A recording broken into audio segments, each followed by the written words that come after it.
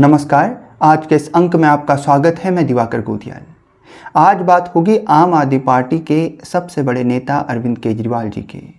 दिल्ली में जिन्होंने लंबे समय तक बीजेपी को चुनौती दी, दिल्ली में हार जाने के बाद अरविंद केजरीवाल जी की सक्रियता को पंजाब और गुजरात में देखा जा सकता है। गुजरात के उपचुनाव को लेकर और पंजाब के उपचुनाव को लेकर अरविंद केजरीवाल जी को विशाल रोड शो में उनकी उपस्थिति को दर्ज किया गया है। गुजरात में बिसावदर में उपचुनाव को लेकर अरविंद केजरीवाल जी वहां पर आम आदमी पार्टी के उम्मीदवार गोपाल इटालिया जी के समर्थन में वे उपस्थित हुए, विशाल रोड शो में उपस्थित हुए और उन्होंने बीजेपी पर निशाना साधते हुए कहा कि इटालिया जी को यदि बीजेपी अपने पक्ष में कर पाती है तो मैं राजनीति से संन्यास ले लूँगा। तो निश्चित रूप से ये सीधी तौर से निशाना है कि बीजेपी आम आदमी पार्टी के नेताओं को चुनाव से पहले ही अपने पक्ष में कर लेती है। ये निशाना सीधी तौर से अरविंद केजरीवाल जी ने बीजेपी पर साधा। तो स्पष्ट रूप से इस प्रकार से गुजरात के उपचुनाव में अरविंद केजरीवाल जी ने राजनीतिक मंच को गर्म किया।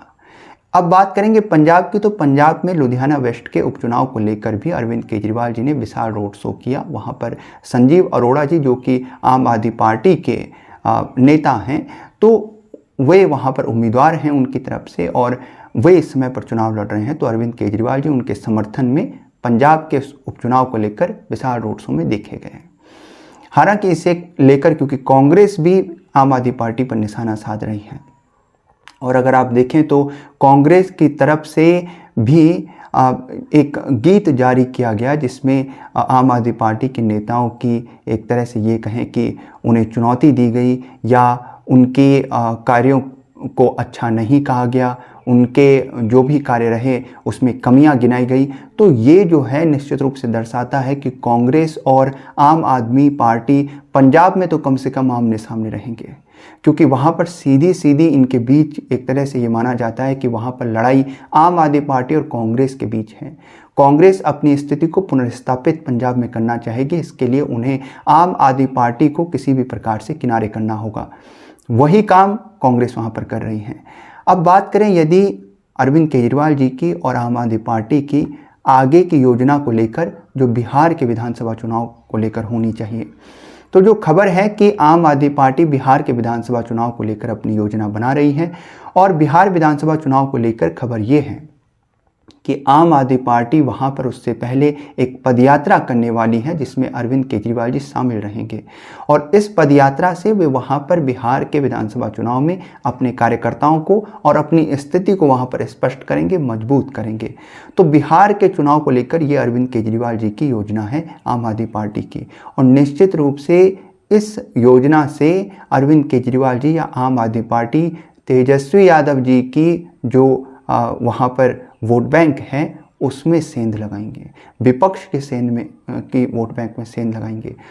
तो आम आदमी पार्टी बिहार में भी एक तरह से जो महागठबंधन रहा है, जो कि लोकसभा चुनाव के लिए बना था, वो किस प्रकार से राज्यों में एक दूसरे से छटक कर एक दूसरे के खिलाफ हो जाता है। उस गठबंधन के तमाम घटक जो होते हैं वो पार्टियां सभी एक दूसरे के आमने सामने टकराने लगती हैं, ये दिख रहा है।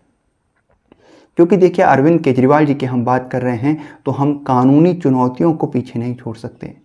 दिल्ली में शराब जो मामला है, शराब नीति को लेकर जो मामला है, उसके क्योंकि आरोपी एक तरह से अरविंद केजरीवाल जी पर हैं और इसे लेकर भी जो है सभी मामले एक तरह से उन पर हैं, वे आरोपी हैं। उन्होंने जो है अभी अपने पासपोर्ट के नवीनीकरण को लेकर भी याचिका दायर की कोर्ट में। तो ये तमाम चीज़ें हैं, वो कानूनी चुनौतियां भी साथ साथ अरविंद केजरीवाल जी झेल रहे हैं। इसके अलावा यदि बात करें, देखिए अरविंद केजरीवाल जी को लेकर और आम आदमी पार्टी को लेकर हाल फिलहाल की एक बहुत महत्वपूर्ण जो बात रही वो एक डॉक्यूमेंट्री रही, अनब्रेकेबल। और इस डॉक्यूमेंट्री के बारे में आपने खूब चर्चा सुनी होगी और इसे क्योंकि दिल्ली पुलिस ने इस पर रोक लगा दी, क्योंकि इसमें जो है आम आदमी पार्टी के संघर्ष, उनके कार्य और उनके नेता किस प्रकार से जेल गए उसकी कहानी, वो तमाम चीज़ें आम आदमी पार्टी के उभरने से लेकर हर बात को इसमें रखा गया था। और इसके बाद बड़े यूट्यूबर हैं ध्रुव राठी, उनके द्वारा इसको जो है एक तरह से आप देखिए तो इसको अपने चैनल पर अपलोड किया गया इस डॉक्यूमेंट्री को। तो ये भी खूब चर्चा का विषय रही और आम आदमी पार्टी को लेकर इसके द्वारा भी जो है एक खूब चर्चा बनी रही कुछ समय तक। तो ये कुछ महत्वपूर्ण बातें हैं। ये कुल मिलाकर इस समय पर अरविंद केजरीवाल जी और आम आदमी पार्टी की योजनाएं देखने को मिल रही हैं।